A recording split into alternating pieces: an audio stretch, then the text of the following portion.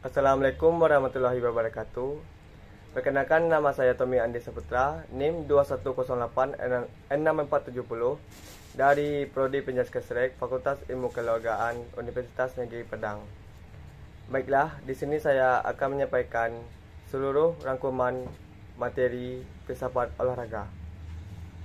Yang pertama, pengertian filsafat olahraga. Filsafat olahraga merupakan pemikiran tentang keterlibatan manusia dalam aktivitas jasmani, mengkaji pendidikan jasmani dan olahraga.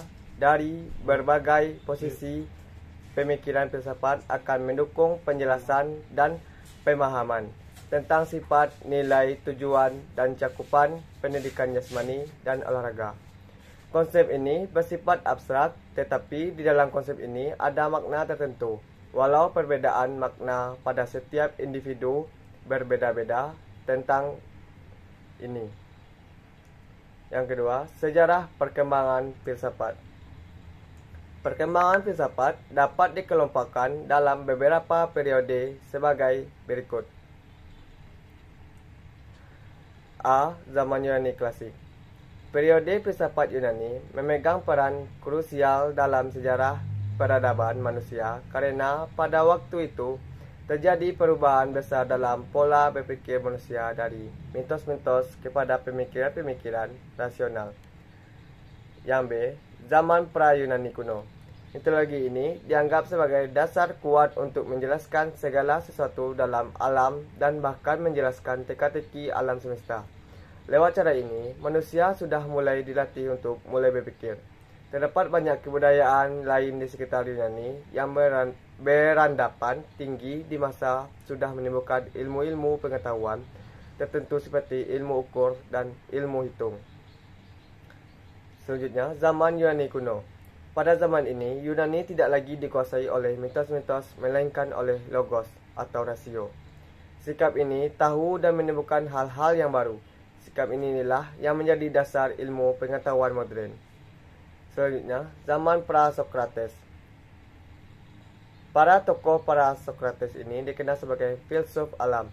Ciri yang menonjol pada masa ini adalah pengamatan terhadap gejala kosmis dan fisis untuk mencari dan menemukan prinsip atau asas dari segala sesuatu. Selanjutnya, filsafat abad pertengahan. Abad pertengahan ditandai dengan teosentrisme dan para pengemban utama adalah para teolog. Ilmu-ilmu atau filsafat dilihat sebagai pelayan agama dan terjadinya kemerosotan penemuan-penemuan pada bidang ilmu dan filsafat karena otoritas agama dalam gereja yang terlalu besar dan otoriter.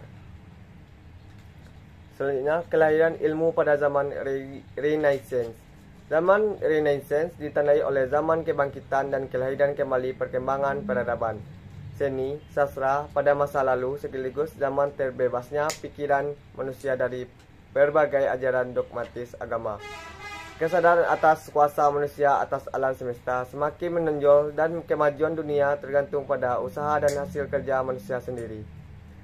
Yang selanjutnya, zaman modern. Pada masa ini muncullah berbagai pemikiran Yunani antara lain rasionalisme, empirisme, dan kritisme. Selanjutnya, zaman kontemporer. Pada abad ini, tugas filsafat bukanlah membuat pertanyaan-pertanyaan tentang sesuatu yang khusus, tetapi memecahkan persoalan yang timbul akibat ketidaksepahaman terhadap bahasa logika. Materi selanjutnya, pengertian ontologi, epistemologi, dan aksiologi. Kata ontologi, epistemologi, dan aksiologi menurut bahasa berasal dari bahasa Yunani.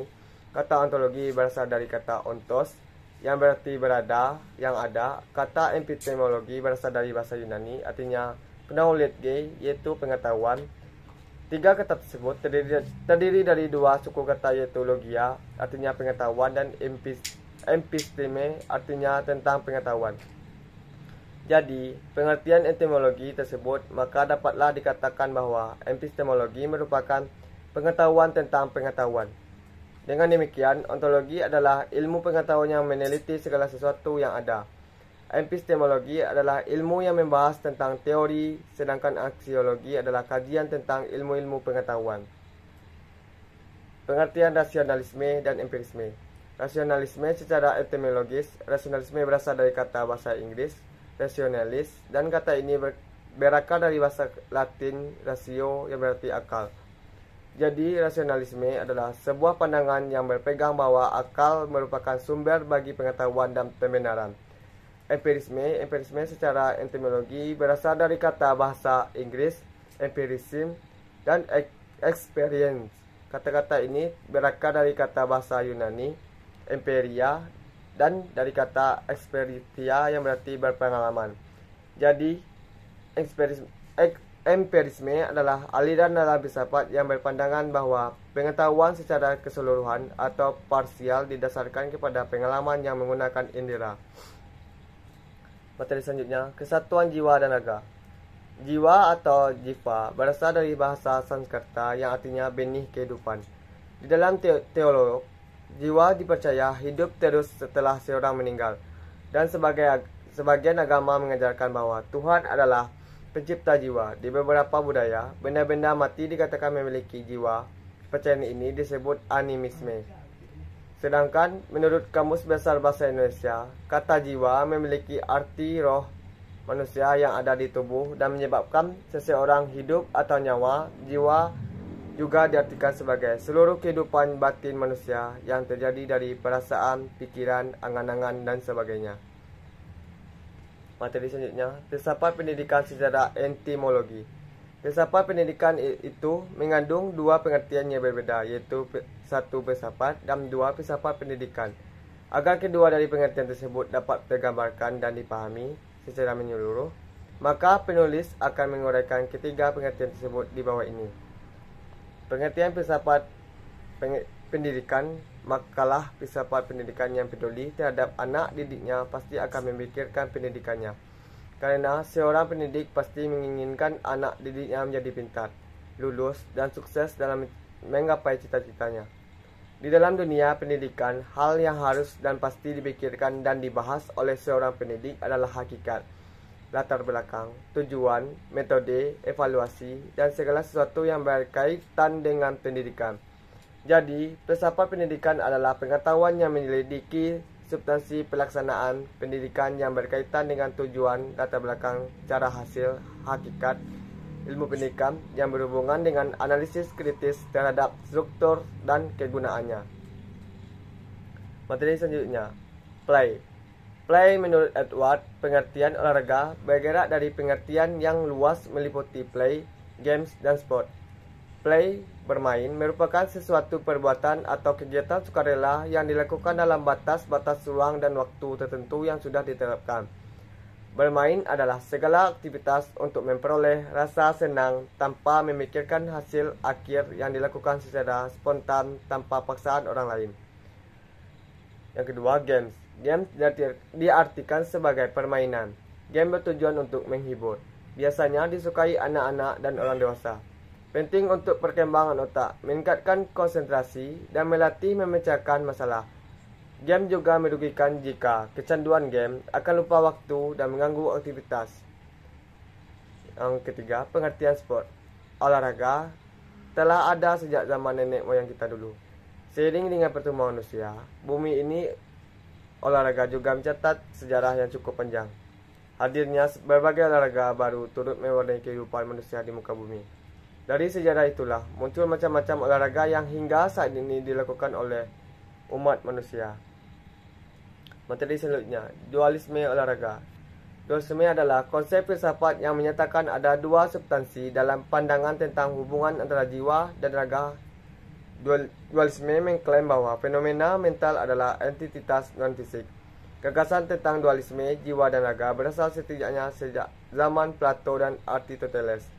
Berhubungan dengan spekulasi tentang eksistensi jiwa yang terkait dengan kecerdasan dan kebajikan. Versi dari dualisme yang dikenal secara umum diterapkan oleh Rene Descartes yang berpendapat bahwa budi adalah substansi non-fisik. Descartes adalah pertama kali mengidentifikasi dengan jelas budi dengan kesadaran dan membedakannya dengan otak. sebagai tempat kecerdasan, sehingga dia adalah yang pertama merumuskan permasalahan jiwa raga dan bentuknya yang ada sekarang. Hakikat etika olahraga. Hakikat etika secara etimologis, kata etik berasal dari kata Yunani, etik yang berarti ilmu tentang moral atau karakter.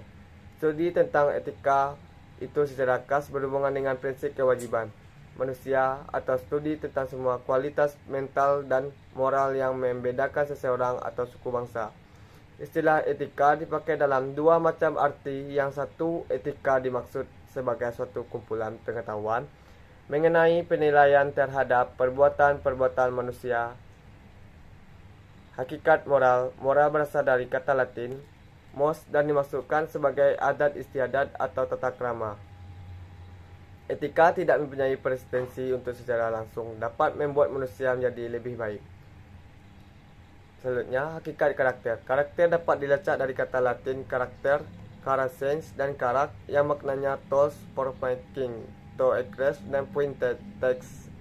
Kata ini mulai banyak digunakan kembali dalam bahasa Perancis karakter pada abad ke-14 dan kemudian masuk dalam bahasa Inggris menjadi karakter sebelum akhirnya menjadi bahasa Indonesia.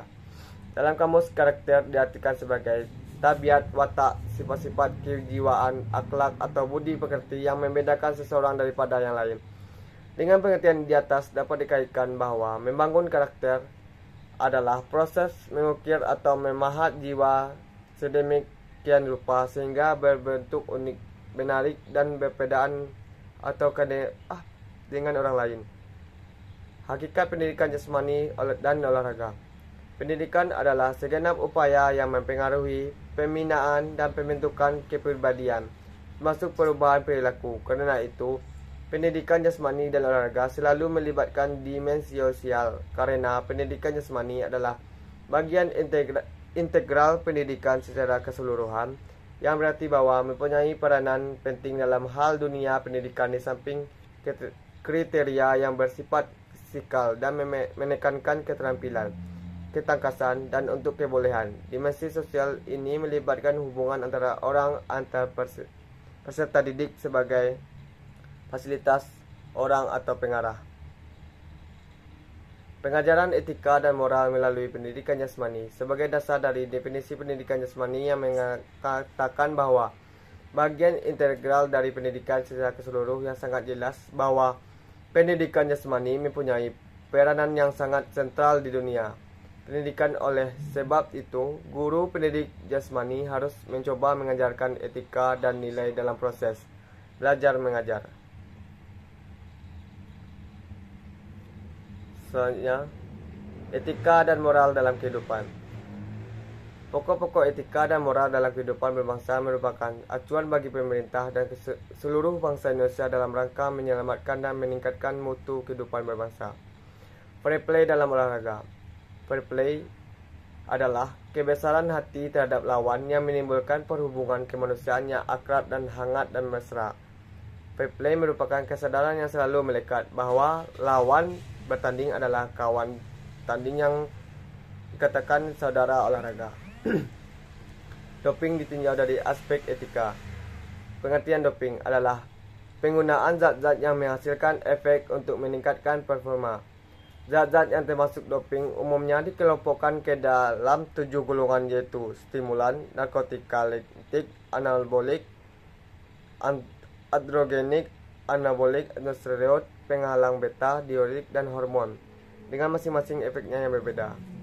Lembaga Anti Doping Indonesia terbentuk sebagai upaya untuk menjaga kemurnian olahraga dan nilai-nilai olahraga dari tindakan yang merusak citra olahraga.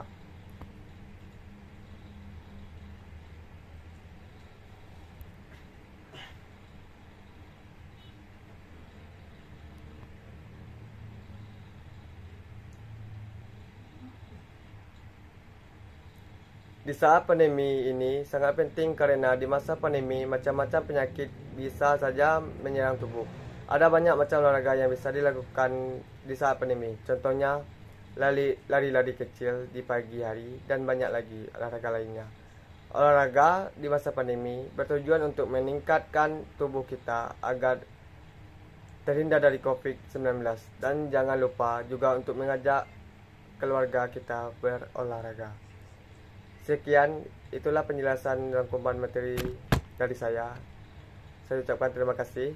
Assalamualaikum warahmatullahi wabarakatuh.